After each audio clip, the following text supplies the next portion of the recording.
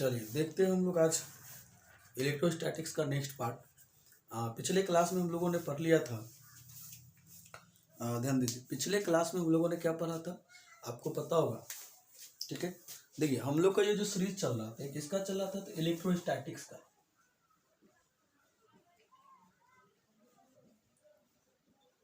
Electrostatics का चल रहा था।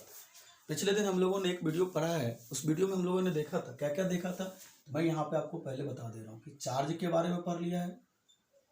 उसके बाद हम लोग कूलम्स लॉ के बारे में पढ़ा है। उसके बाद हम लोगों ने कूलम्स फोर्स के बारे में पढ़ा है। इस चार्ज में क्या क्या पढ़ा हम लोगों ने, चार्ज का प्रॉपर्टी पढ़ चुका है, चार्जिंग प्रोसेस पढ़ चुके, किसी बॉडी को हम लोग कैसे चार्ज करते हैं, है ना। ठीक है, ये सब चीजें हम लोगों ने पढ़ लिया है। ठीक है, आज हम लोग देखेंगे जो आज मेन टॉपिक जो हम लोग का होगा वो होगा अपने को इलेक्ट्रिक फील्ड इंटेंसिटी अर्थात विद्युत क्षेत्र। ठीक है, इलेक्ट्रिक फील्ड इंटेंसिटी जो तो मेन पार्ट अपने को जो है वो हम लोग आज देखते हैं। अच्छा देखिए, पिछले क्लास में हम लोगों ने एक चीज और आपको ध्यान रखना है कि कोई भी मूविंग चार्ज होता है, ठीक है, यदि कोई चार्ज रेस्ट में है, ठीक है, तो यदि कोई चार्ज रेस्ट में है तो वो सिर्फ और सिर्फ क्या करेगा, तो विद्युत क्षेत्र डेवलप करता है। मतलब वो अपने को क्या करेगा, सिर्फ और सिर्फ आपको विद्युत क्षेत्र डेवलप करेगा और उस पर कौन सा फोर्स लगेगा, तो विद्युत बल लगेगा, मतलब कूलम्स बल लगेगा। और यदि कोई पार्टिकल, ध्यान दीजिए, यदि कोई पार्टिकल कांस्टेंट वेलोसिटी से यदि मूव कर रहा है, कांस्टेंट वेलोसिटी से मूव करता है, तब उसमें क्या होगा आपको उसमें क्या होगा कि विद्युत क्षेत्र और चुंबकीय क्षेत्र दोनों जनरेट करता है। क्या करता है वो अपने को, विद्युत क्षेत्र और चुंबकीय क्षेत्र दोनों जनरेट करता है। ध्यान दीजिएगा, क्या करता है वो अपने को, विद्युत क्षेत्र और चुंबकीय क्षेत्र दोनों जनरेट करता है। ठीक है, और इसीलिए जो मूविंग चार्ज पार्टिकल होता है, ध्यान दीजिएगा, इसीलिए जो मूविंग चार्ज पार्टिकल होता है उस पर क्या होता है, कोई भी चार्ज पार्टिकल मूव करता है यदि कांस्टेंट वेलोसिटी, तो उस पर कौन सा फोर्स लगता है, electric force and magnetic force दोनों, चुंबकीय बल और विद्युत बल दोनों लगता है। ठीक है, और यदि एक्सलरेटेड मोशन से यदि कोई भी चार्ज पार्टिकल क्या करता है, कुछ त्वरण के साथ मूव करता है, एक्सलरेटेड मोशन करता है, तब उससे क्या होता है, आपको इलेक्ट्रोमैग्नेटिक वेव के फॉर्म में एनर्जी रिलीज करता है, एनर्जी रेडिएट्स होता है, मतलब निकलता है। ठीक है, ये चीज आप ध्यान रखिएगा। चलिए, आज का जो मेन टॉपिक अपना है वो है electric field intensity. Electric field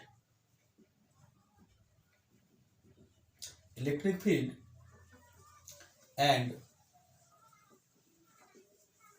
electric field intensity.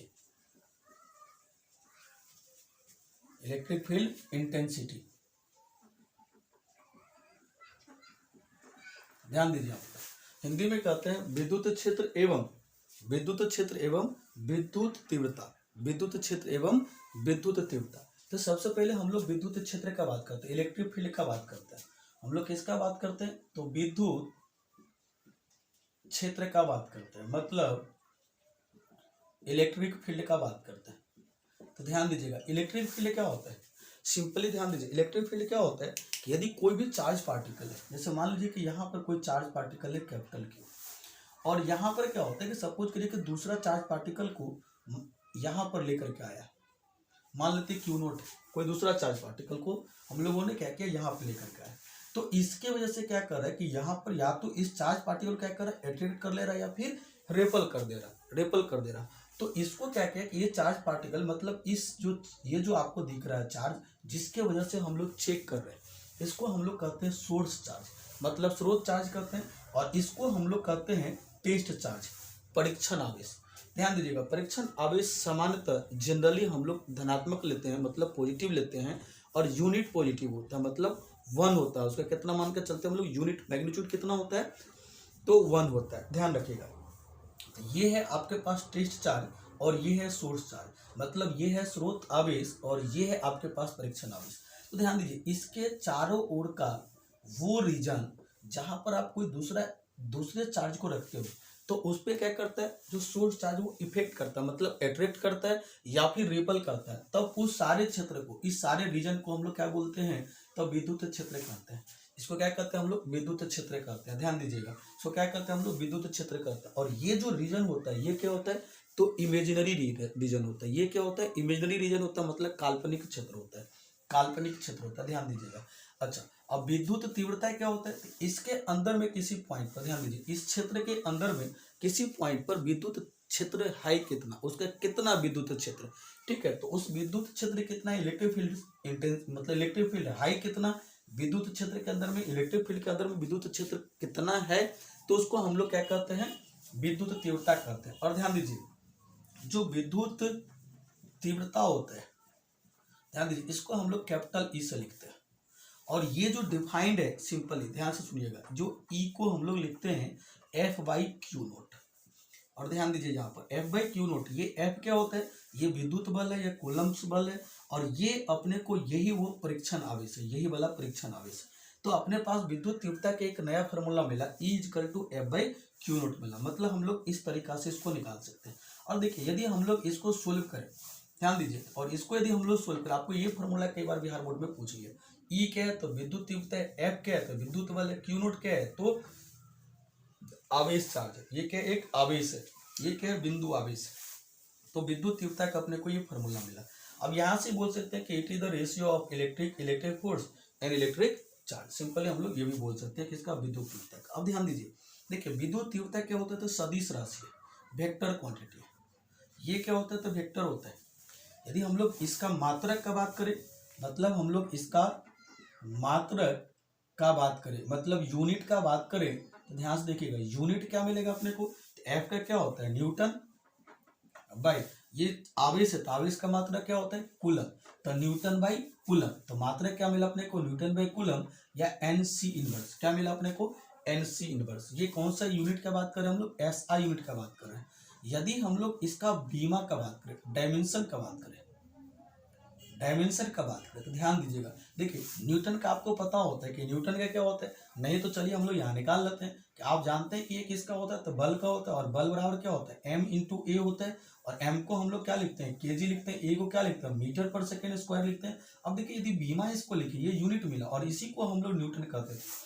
ये जो अपने पास है इसको हम लोग कैपिटल एम से लिखते हैं, इसको हम लोग एल से लिखते हैं, और ये एस है तो इसको हम लोग सेकेंड होता है, इसको ऊपर ले जाएंगे तो एस टू द पावर -2 होगा, और सेकेंड को हम लोग बीमा में टी लिखते हैं, तो ये क्या मिलेगा M L T to the power -2। और यही किसका बीमा है तो आपको मतलब न्यूटन का ये बीमा है, मतलब बल का बीमा, ये किसका बीमा है बल का बीमा। अब यही चीज यहाँ पे रख दीजिए, तब जो बीमा मिलेगा, देखिए एन के जगह पे तो ये पार्ट पूरा रख सकते हैं हम लोग, M L T to the power -2 into C to the power -1। अच्छा देखिए सी, पिछले क्लास में हम लोग पढ़े हैं कि कूलम जो होता है वो किसका मात्रक है तो आवेश का मात्रक, आवेश का बीमा क्या होता है एटी या आईटी, तो सी की जगह पे क्या लिख सकते हैं हम लोग एटी पावर में -1।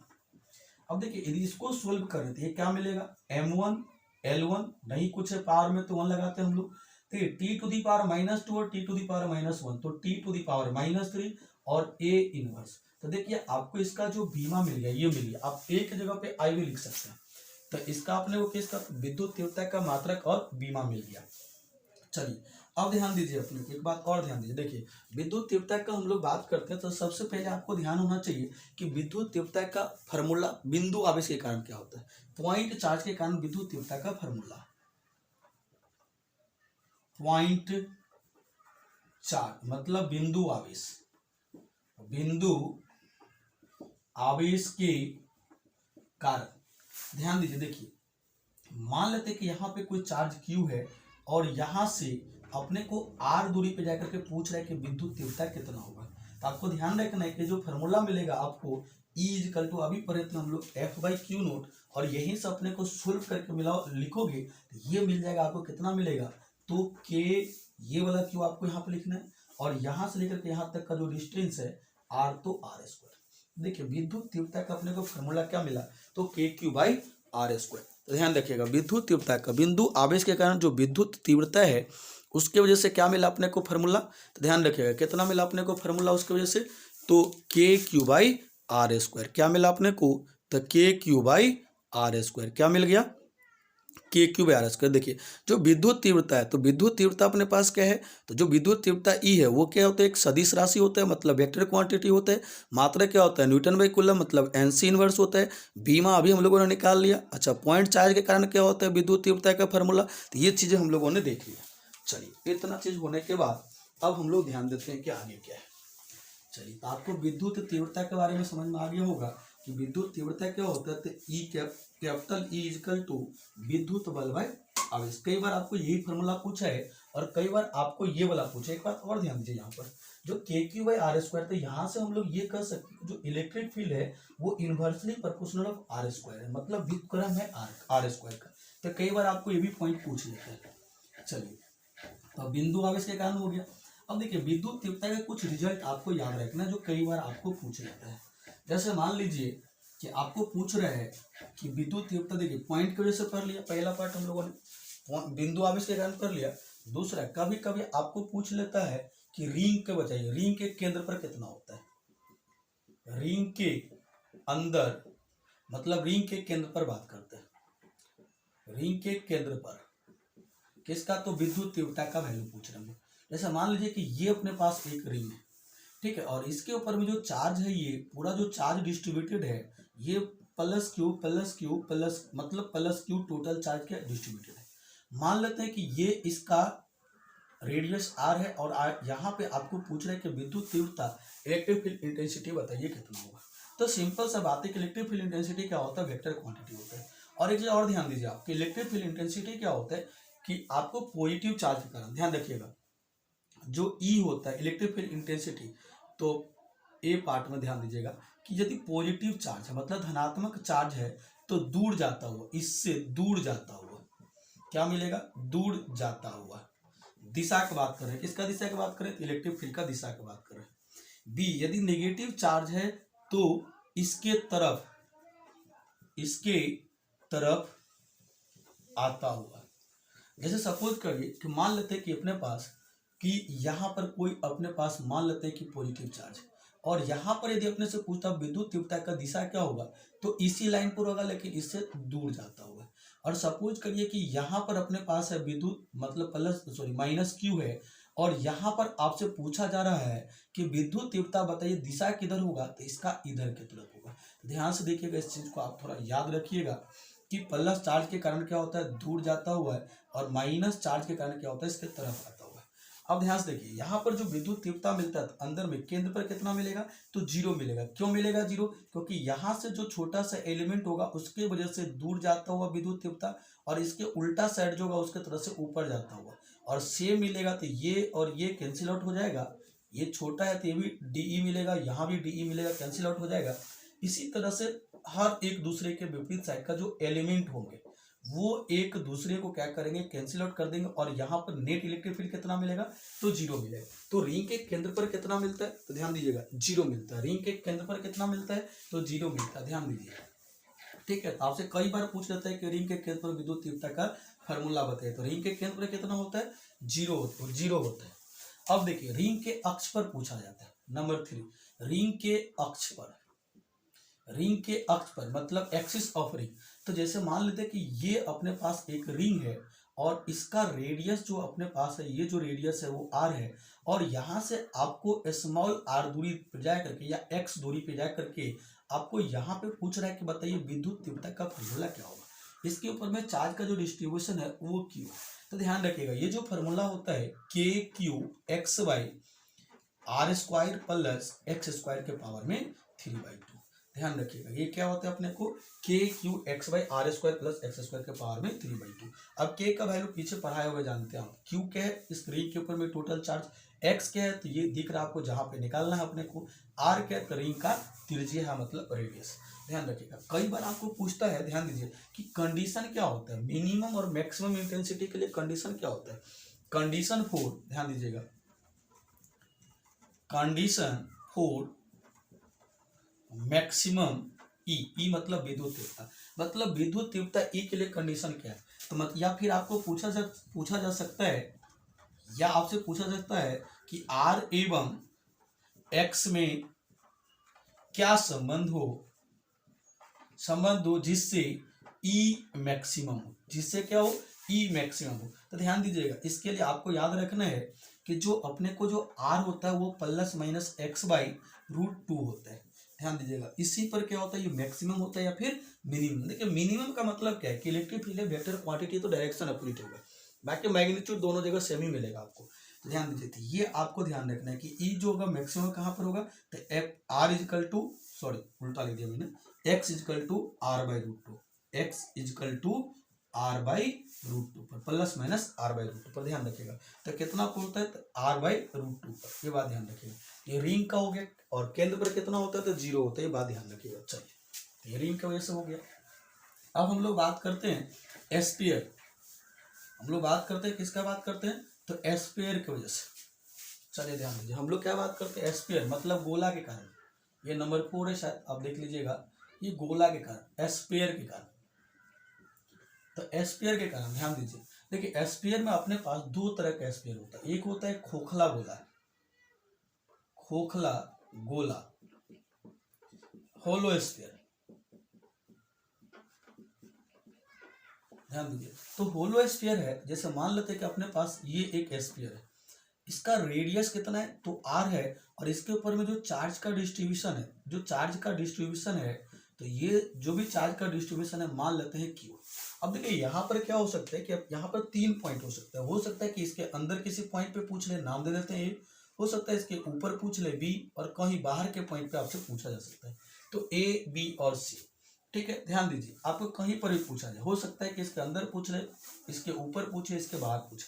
आपको ध्यान दीजिए, सबसे पहला पॉइंट कि जो ई अंदर या इनसाइड जो मिलेगा अपने को कितना होगा, ध्यान दीजिएगा 0 होगा। खोखला गोला के अंदर, खोखला गोला के अंदर कितना मिलेगा आपको, इलेक्ट्रिक फील्ड इंटेंसिटी 0 मिलेगा। सेकेंड पार्ट इसका हमको कहाँ पे चाहिए, तो हमको आउटसाइड पॉइंट पे देखते हैं, ई आउटसाइड पॉइंट मतलब बाहर के बिंदु पर। ध्यान दीजिएगा, ये जो मिलेगा अपने को के क्यू बाई, मान लेते कि ये अपने पास ये जो डिस्टेंस है ये कितना है, तो स्मॉल आर, तो क्या मिल जाएगा अपने को, K Q by small are मिलेगा।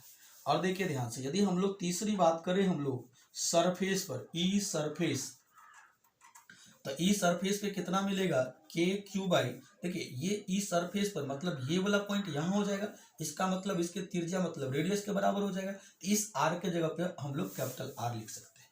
ठीक है, तो ये अपने को याद होना चाहिए कि इलेक्ट्रिक फील्ड इंटेंसिटी खोखला गोला मतलब होलो स्फीयर के अंदर कितना होता है 0, बाहर कितना होता है के क्यू बाई स्मॉल आर, और यहाँ पर आपका सरफेस पे कितना होता है के क्यू बाई कैपिटल आर। ये स्मॉल आर कहाँ है, तो सेंटर से जहाँ पे चाहिए आपको आउटसाइड पॉइंट पे मतलब बाहरी बिंदु पर, और ये आर क्या है, तो त्रिज्या है स्फीयर का, बात ध्यान रखिए। अब देखिए कई बार इसका ग्राफ पूछता है, ग्राफ ध्यान रखना, वो थोड़ा सा ग्राफ ध्यान रखिएगा, किसके बीच का, तो ई वर्सेस आर का। तो ध्यान से देखिए, यहाँ पर ये ई है और ये इधर आर मान लो, देखिए अंदर के पॉइंट पर 0 होता है, तो सपोज करिए कि ये है X is equal, sorry small R is equal to R, ये क्या है, small R is equal to capital R, मतलब सरफेस पर का पॉइंट। तो यहाँ तक तो इलेक्ट्रिक फील्ड 0 होता है, अंदर के पॉइंट पे 0 होता है।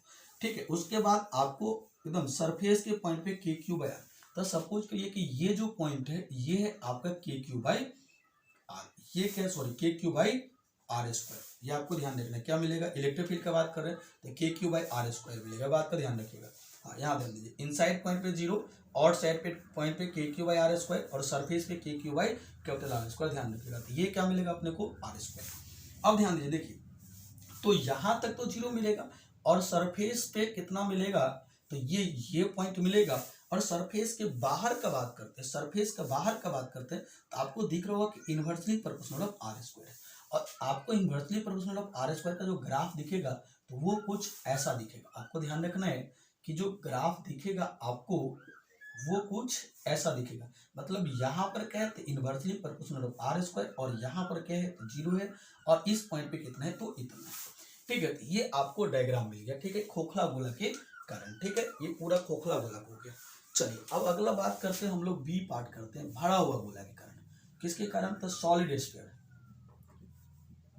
भरा हुआ गोला, मतलब हम लोग जो बात करेंगे किसका बात करेंगे, सॉलिड स्फीयर का बात करेंगे। तो सपोज करिए कि यही अपने पास अब ये सॉलिड स्फीयर है। देखिए पिछला केस में ये होलो था, तो जो चार्ज का डिस्ट्रीब्यूशन था कहाँ पे था, तो सरफेस पर था। चार्ज का डिस्ट्रीब्यूशन था कहाँ पर था, सरफेस पर था, इसके सतह पर था। लेकिन अब ये भरा हुआ गोला है, ये भरा हुआ गोला है, तो क्या होगा इसका कि जो चार्ज का डिस्ट्रीब्यूशन होगा कहाँ पर होगा, तो वॉल्यूम पर होगा, आयतन पर होगा, आयतन पर होगा। ठीक है, ध्यान रखिएगा। तो इसीलिए इस बार अंदर में खाली नहीं है, इसीलिए अब देखिए ई इनसाइड पॉइंट अब 0 नहीं होगा। ध्यान रखिएगा, इनसाइड पॉइंट कितना होगा, तो 0 नहीं होगा। ध्यान रखिएगा कितना होगा, तो देखते हैं हम लोग। देखिए इनसाइड पॉइंट कितना होगा, तो आपको ध्यान रखना है। मैं इसको थोड़ा इरेज कर रहा हूँ।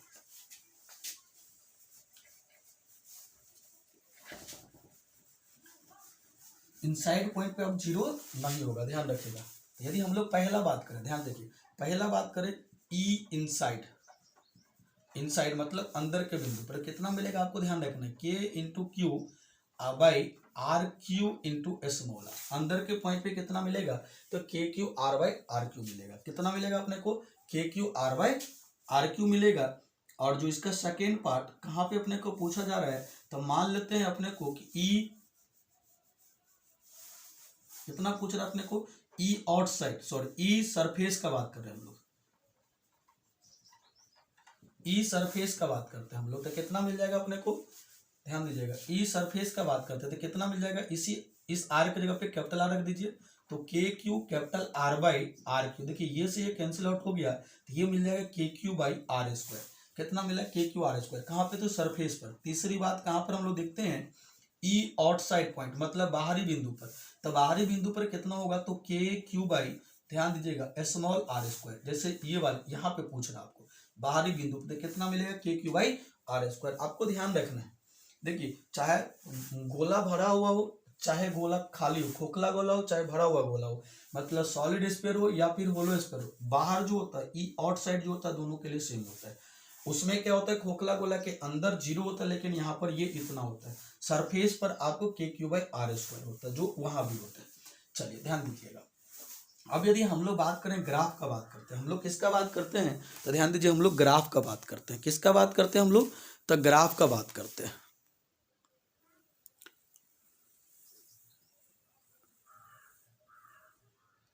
ठीक है, हम लोग किसका बात करते हैं, ग्राफ का बात करते हैं। देखिए ये भरा हुआ गोलाकार क्या मिला, इनसाइड पॉइंट पे के क्यू बाई आर क्यू, ध्यान रखिएगा, small R by capital R Q. Small R क्या है, तो जहाँ पे पूछा गया है, ठीक है, अंदर में जहाँ पर भी पूछा गया वो वाला आर है, ध्यान रखिएगा। सेंटर से लेकर के ए तक का जो डिस्टेंस होगा वो है अंदर के लिए स्मॉल आर, और बाहर के लिए आपको सेंटर से लेकर के आपको जो सी पॉइंट लिखा हुआ है वहाँ तक का है आपका स्मॉल आर। ठीक है, सरफेस पर कितना मिला, K Q by capital R square, बाहर कितना मिला, तो K Q by small R square. ठीक है, ध्यान रखिएगा। अब हम लोग क्या करते हैं कि इसका ग्राफ बनाते हैं, हम लोग ग्राफ बनाते हैं, ध्यान रखिएगा।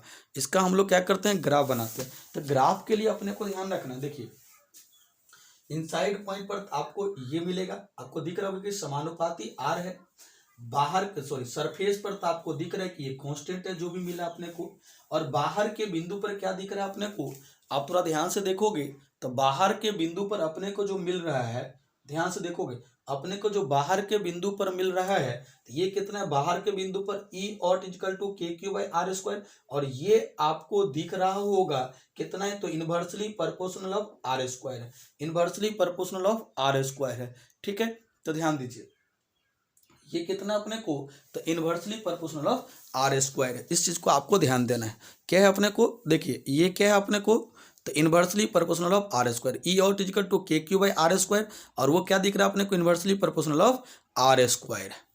चलिए ठीक है, आगे देखिए हम लोग इसका ग्राफ देखते हैं। इसका क्या देखते हैं हम लोग, ग्राफ देखते हैं। तो ग्राफ जो अपने को मिलेगा इसका, तो क्या मिलेगा अपने को, तो इधर ध्यान दीजिए, यहाँ पर अपने पास क्या है, तो इलेक्ट्रिक फील्ड है, और इस डायरेक्शन में क्या है, तो आर है। अब देखिए यहाँ पर कहीं पर ये पॉइंट कितना है अपने पास, तो K Q by R square है, और मान लेते हैं कि ये वाला जो पॉइंट है ये आपका, हम लोग small R equal to capital R, मतलब ये सरफेस पर का बात है। देखिए तो अंदर के पॉइंट पे क्या है, तो डायरेक्टली प्रोपोर्शनल है, तो आपको ध्यान रखना है जो डायरेक्टली प्रोपोर्शनल होता है तो उसके ग्राफ सीधा निकलता है, straight line passing from origin. ठीक है, उसके बाद क्या है, inversely proportional of R square है, तो उसका ग्राफ अभी मैंने बताया कि वो कुछ ऐसे बनता है। देखिए ये क्या है, यहाँ पे समानुपाती आर है, सॉरी समानुपाती आर है, और यहाँ पर क्या है, तो inversely proportional of R square. तो ये अपने को मेन ग्राफ बन गया। ठीक है, चलिए यहाँ तक आपको समझ में आ गया। ठीक है, अब देखते हैं हम लोग आगे। देखिए अब इलेक्ट्रिक फील्ड का आपको जो मेन पार्ट जो था वो हम लोगों ने मेन फार्मूला देख लिया। ठीक है, अब थोड़ा सा हम लोग देख लेते हैं कि जैसे मान लीजिए कि आपको एक चीज ध्यान रखना है। ठीक है, एक बात ध्यान रखना, जैसे मान लीजिए कि आपको एक इलेक्ट्रिक फील्ड का आपसे पूछ दिया कि प्रॉपर्टी ऑफ इलेक्ट्रिक फील्ड। ठीक है, चलिए प्रॉपर्टी ऑफ इलेक्ट्रिक फील्ड का बात हम लोग कर लेते हैं। तो प्रॉपर्टी ऑफ इलेक्ट्रिक फील्ड जो मिलेगा अपने को, ध्यान दीजिएगा, property of electric field, next part क्या है अपने को, प्रॉपर्टी ऑफ इलेक्ट्रिक फील्ड। हालांकि ये चीज हम लोगों ने पढ़ लिया है। ठीक है, थोड़ा ध्यान रखिएगा। इलेक्ट्रिक फील्ड लाइन है या इलेक्ट्रिक फील्ड आप कह सकते हैं, चलिए हम लोग बात करते हैं। देखिए अभी हम लोगों ने पढ़ा कि इलेक्ट्रिक फील्ड में आपको पता है कि यदि ये प्लस चार्ज है तो प्लस चार्ज की वजह से इलेक्ट्रिक फील्ड दूर जाता हुआ मिलेगा, ये पहला बात है, ठीक है। और दूसरी बात आपको बताएं कि यदि नेगेटिव चार्ज है तो नेगेटिव चार्ज की वजह से इलेक्ट्रिक फील्ड इसके तरफ आता हुआ मिलेगा। ये दो बात आपको याद होना चाहिए, ठीक है। अब देखिए आपको बात electric line of force, electric line of force मतलब विद्युत बल रेखा।